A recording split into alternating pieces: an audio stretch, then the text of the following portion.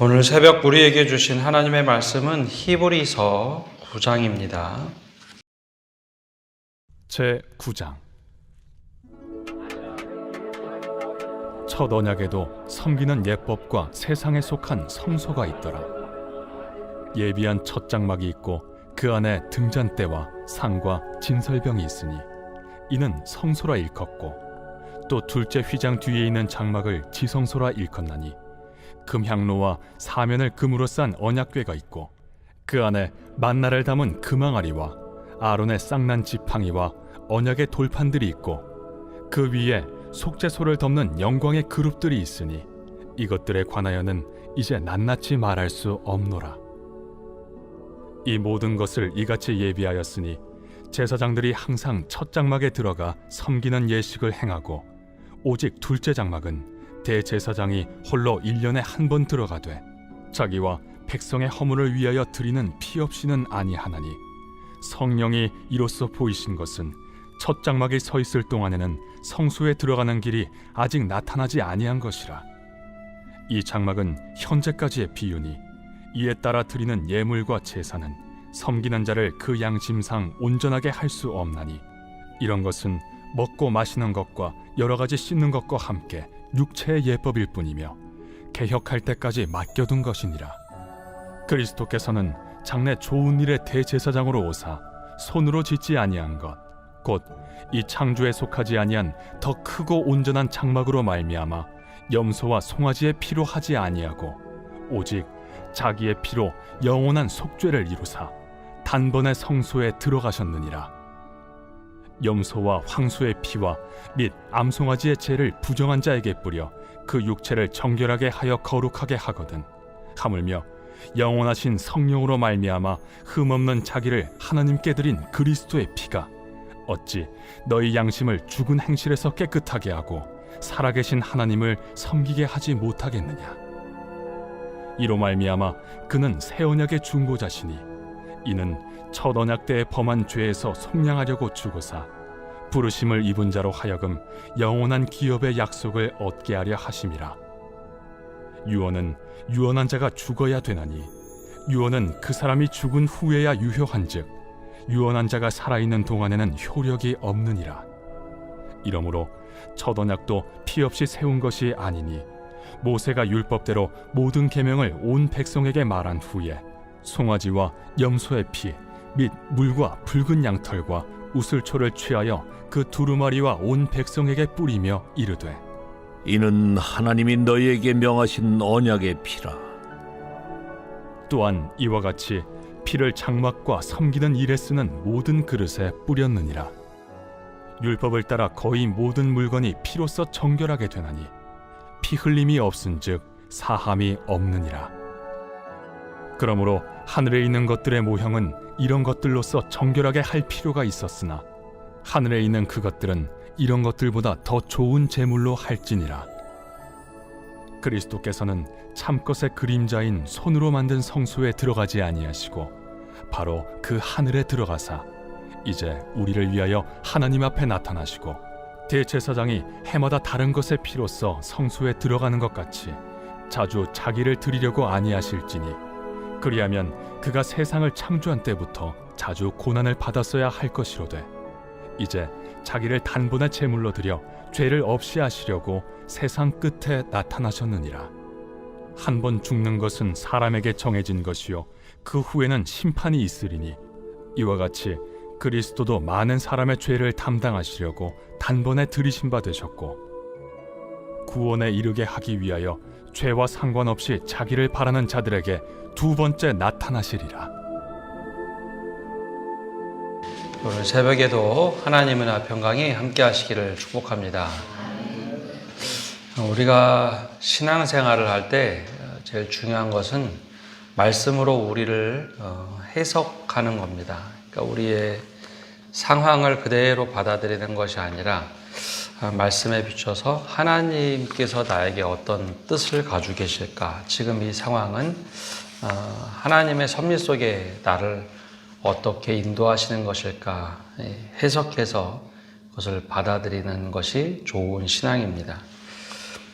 아이가 달려가다가 유치원 아이가 달려가다 넘어지면 부모들이 보통 이제 반응하는 모습에 따라 아이들이 받아들이는, 아픔을 받아들이는 내용이 달라집니다. 예를 들어서 깜짝 놀라서 소리를 지르고 달려가서 너 무릎에서 피난다, 어떻게 하냐, 막 큰 소리로 이야기를 하면 아이는 아프지 않아도 이거 지금 내가 큰일 났구나, 지금 내가 크게 다쳤구나, 그래서 울음을 터뜨리고 그리고 다음부터는 이 넘어지는 것에 공포심을 갖습니다. 근데 반대로 아이가 넘어졌을 때 야, 괜찮아, 툭툭 털고 일어나면 돼, 무릎에서 피나네? 그러면 빨리 가서 씻고 치료하면 괜찮아지는 거야. 똑같은 상황이지만 엄마의 또 아빠의 모습에 따라서 아이들은 그걸 받아들이고 해석하는 태도가 달라집니다. 그러니까 우리의 신앙도 그렇습니다. 말씀을 보고 이 말씀 많이 외우고 열심히 봉사하는 것으로 우리의 신앙을 표현하는 것이 아니라 지금 내가 살아가는 내가 지금 이 상황을 말씀을 통해서 하나님은 어떻게 나를 해석하고 이야기하느냐, 그걸 받아들일 때 하나님께서 지금도 여전히 나를 인도하시는구나 라는 것을 경험하는 것, 이게 좋은 신앙입니다. 그래서 예배 잘 들었다가 말씀의 은혜를 많이 받았다가 아니라 그 말씀으로 그러면 나는 어떻게 변화된 삶을 살아야 되는가, 내가 어떻게 삶 속에서 변화를 이루는가, 그게 더 좋은 신앙입니다. 오늘 말씀은 또 이게 좀 어려운 말씀처럼 느껴집니다. 우리는 구약의 제사를 드리지 않았기 때문에 구약의 제사 이야기가 나오면 굳이 이런 이야기를 할 필요가 있는가라고 생각하지만 오늘의 신앙을 살아가는 것, 이 지성소에 들어간다는 게 도대체 어떤 의미인가, 오늘 함께 말씀을 봅니다. 유대인들은 구약 시대에, 물론 신약 시대에도 피 제사를 드렸습니다. 그래서 예수님이 활동하시던 시대에도 성전이 있었고 제사장들이 있었죠. 그래서 제사장들은 늘 성소에 24개의 순서를 잡아서 성소에 들어가서 예배를 드렸습니다. 그래서 우리 24반차라고 하죠. 그래서 그 예배로 올라갈 때 그냥 올라가지 않고 사람들이 가지고 온 피 제사를 드리죠. 그래서 밖에 바깥들이 있고 안들이 있고 그 다음에 안에 들어가면 성소가 있고 지성소가 있었습니다. 그래서 이 제사장들은 성소에까지 들어가서 제사를 드리고 욤키프루라고 하는 대속죄일이 되면 대제사장은 성소 안에 있는 휘장을 지나서 지성소까지 들어가서 예배를 드렸습니다. 그래서 7절, 8절에 보면 그런 말씀을 하죠.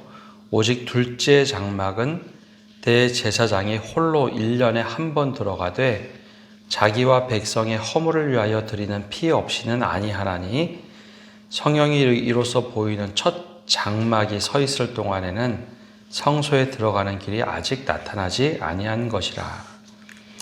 이 히브리 기자가 이제 이야기하는데 구약의 이 제사법을 쭉 얘기해 줍니다. 이 히브리서는 처음에 말씀드렸듯이 유대인을 향해서, 즉 히브리인들을 위해서 쓰여진 말씀인데요. 이게 쭉 교리서처럼 되어 있습니다. 근데 이걸 왜 이야기하냐면 이 성소의 예배, 이 지성소의 예배는 하나님께서 우리에게 그림자처럼 주신 모형이다라는 겁니다. 혹시 성막 구조를 만들어 놓은 곳, 혹시 성막 있는 곳 한번 가보신 분들 계신가요? 저기 안양인가 그쪽에 가면 성막 만들어 놓은 곳이 한 군데 있죠. 전국에 한 두세 군데 있는데 그 안양 쪽에 있는 게 제일 큽니다. 그곳에 가면 이제 성막을 크게 만들어 놓고 한번 들어가 보라고 하는데 이 구조를 가지고 있습니다. 근데 이것이 비유라는 것이죠. 근데 이 성막 예배에는 한계가 있습니다. 무슨 한계가 있냐면 대제사장뿐만 아니라 제사장들이 사람이라는 겁니다. 그래서 들어갈 때 늘 본인들이 정결례를 하고 본인의 죄가 있기 때문에 반드시 자신과 모든 사람을 위해서 피제사를 드리는 거죠. 근데 피제사에서 제일 핵심은 육체의 정결함입니다. 내가 이렇게 함으로 인해서 내 육체가 깨끗해졌다. 그런데 우리가 이제 구약의 제사와 우리가 가지고 있는 생각들이 있는데요. 우리가 세상에서 가지고 있는 제도, 또 우리가 드리는 종교적 형식 또한 그림자입니다. 여러분, 우리가 신앙생활 하면서 열심히 노력해서 교회 봉사를 열심히 했다. 우리가 헌금을 열심히 드렸다. 그러면 내 죄가 사해질까요? 그것과 별개의 문제입니다. 우리가 봉사나 헌금이나 그런 것들은 하나님의 은혜에 감사해서 하는 거지, 내가 열심히 봉사하면 하나님이 내 죄를 깨끗하게 해주신다. 그건 구약의 제사 드리는 것하고 똑같은 겁니다. 헌금을 많이 하면 하나님이 나를 더 사랑해 주시고 내 죄를 용서해 주시겠지. 그렇게 예물을 드리면 그건 잘못된 겁니다. 우리가 예수 그리스도를 통해서 용서함을 받고 하나님 앞에 나아가는 것이지 종교적인 행동을 한다고 되는 것은 아닙니다. 근데 이게 순서가 바뀌어야죠.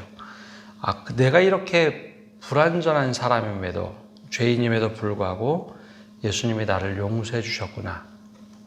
그래서 그 감사함으로, 응답으로 더 섬기고 내가 예물을 많이 드리고 하면 그것은 은혜의 결과입니다. 근데 그게 아니라 내가 예배를 드리면서도, 그렇게 오랫동안 예배를 드리면서도 하나님과의 만남이 깊어지지 않고 종교적인 행동으로만 그렇게 한다면 그 예배도 아무런 의미가 없는 거죠. 구약시대의 예배가 그러했다라는 겁니다.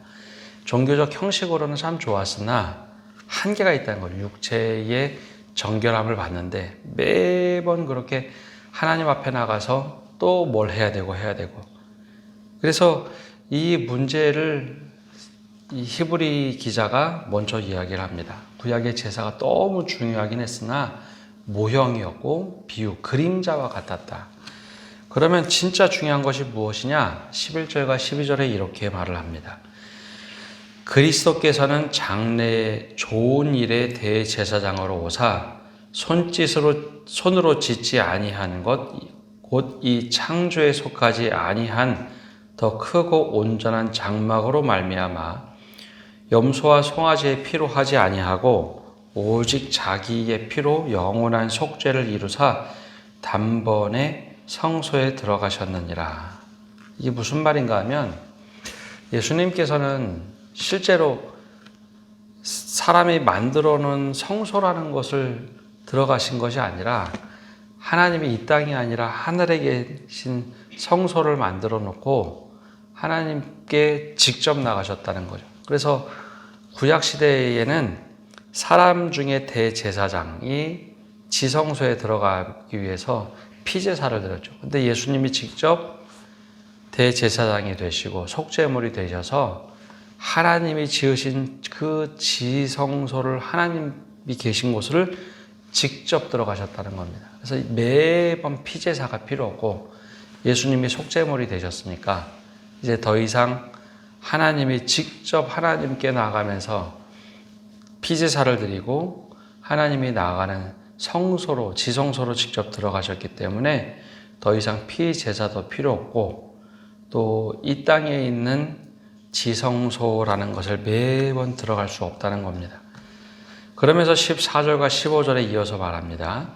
하물며 영원하신 성령으로 말미암아 흠없는 자기를 하나님께 드린 그리스도의 피가 어찌 더이 양심을 죽은 행실에서 깨끗하게 하고 살아계신 하나님을 섬기게 하지 못하겠느냐.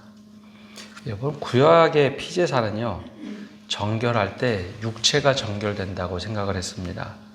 내가 잘못하면 하나님께서 육체를 벌하신다. 그래서 이 제사를 드리는 사람이 이 피를 손매에도 묻히고, 그게 이제 죄 사함의 모습이었죠. 묻히고 제사장도 피를 곳곳에 묻혀서 육체의 정결함을 강조했습니다. 근데 예수님을 우리가 믿으면서 예수 그리스도의 피가 우리에게 도전한 것은 육체가 정결되는 것이 아니라 먼저 양심이 정결하게 된다라는 거죠. 양심이. 그래서 여러분, 그래서 그리스도인들은 먼저 회복되는 게 있는데 선한 양심입니다. 예전에는 내가 죄에 대해서 전혀 깨닫지 못했는데, 죄에 대해서 반응하지 못했는데, 그리스도인이 먼저 정결되고 먼저 변화가 되는 것은 양심입니다. 그래서 성경에 보면 선한 양심을 가지라는 표현이 정말 많죠.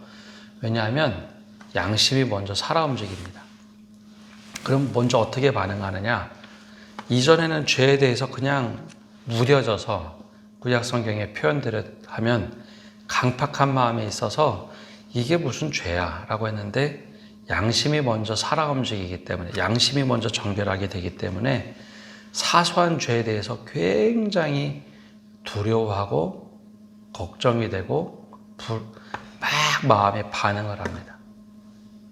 이게 성경을 잘 읽다 보면 사람들이 뭐 저렇게 사소한 것까지 그렇게 해. 그런데 성경을 읽다 보면 우리가 정말 마음이 먼저 예수 그리스도를 믿고 예수님의 피값으로 내가 죄에 대해서 깨닫고 구원을 받았다면 양심이 먼저 살아납니다.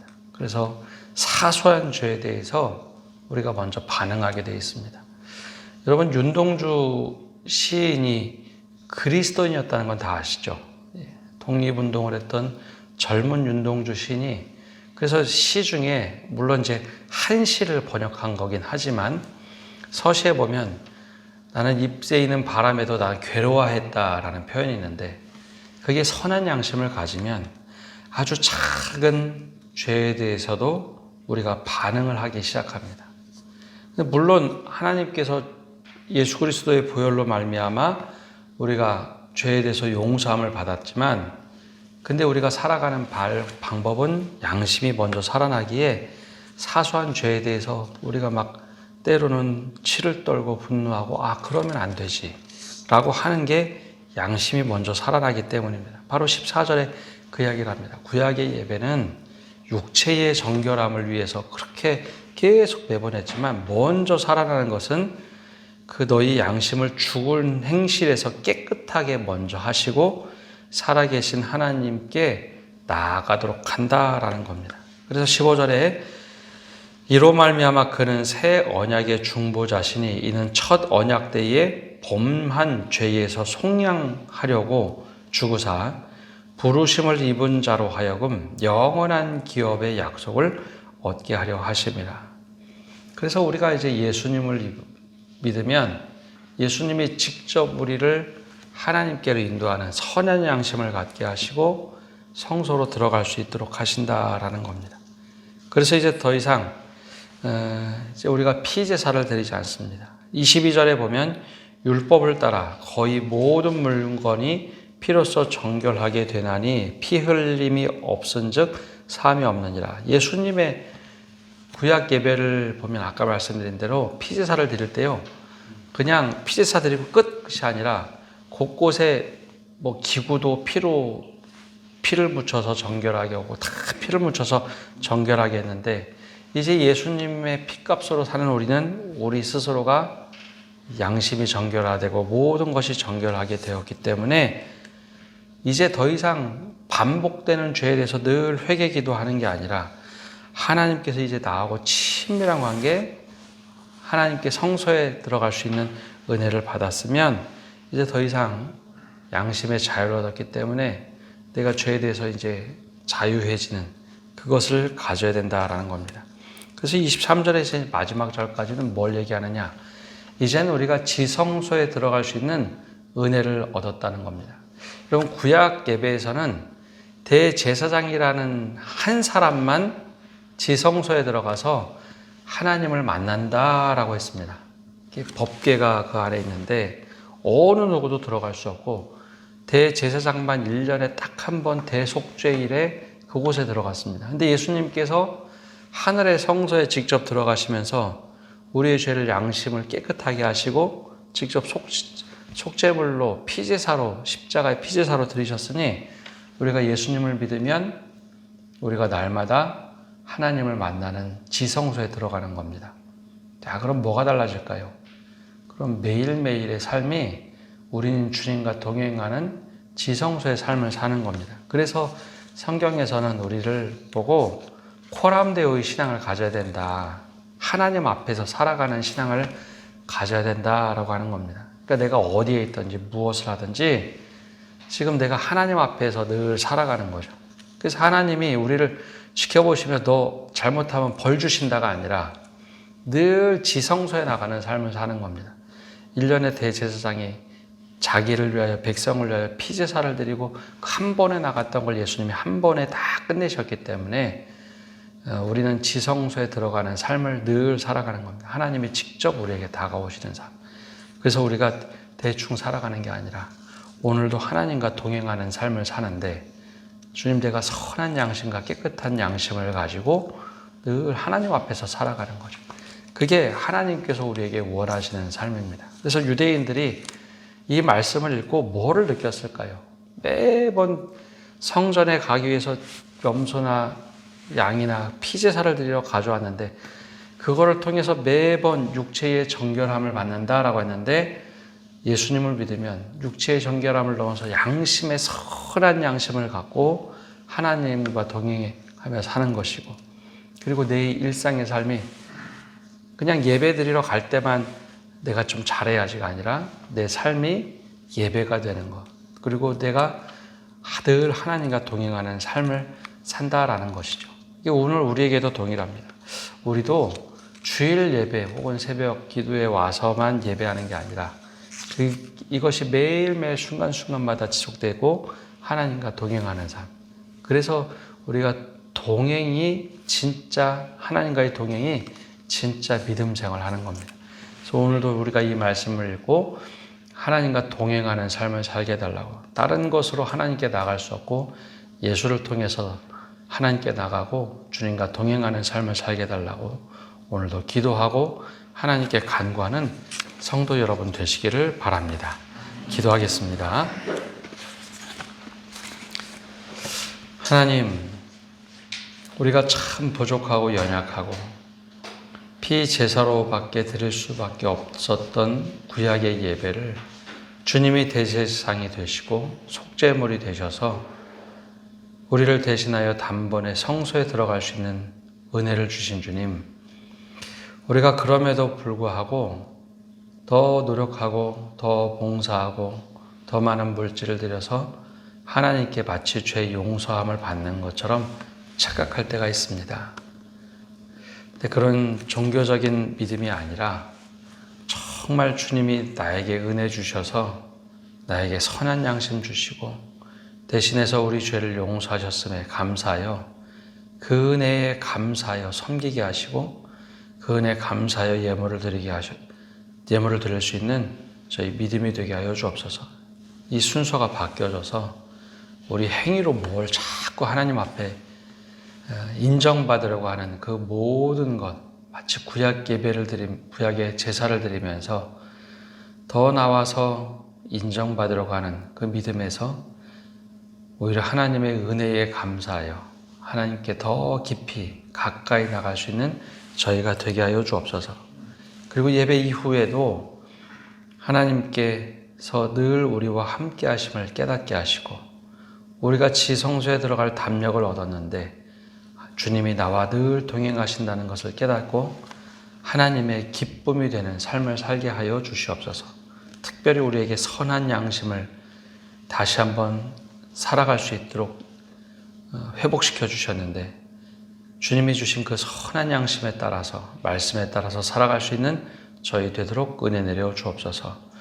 오늘 한 날도 모든 것을 주님께 맡겨드리며 예수님의 이름으로 기도합니다.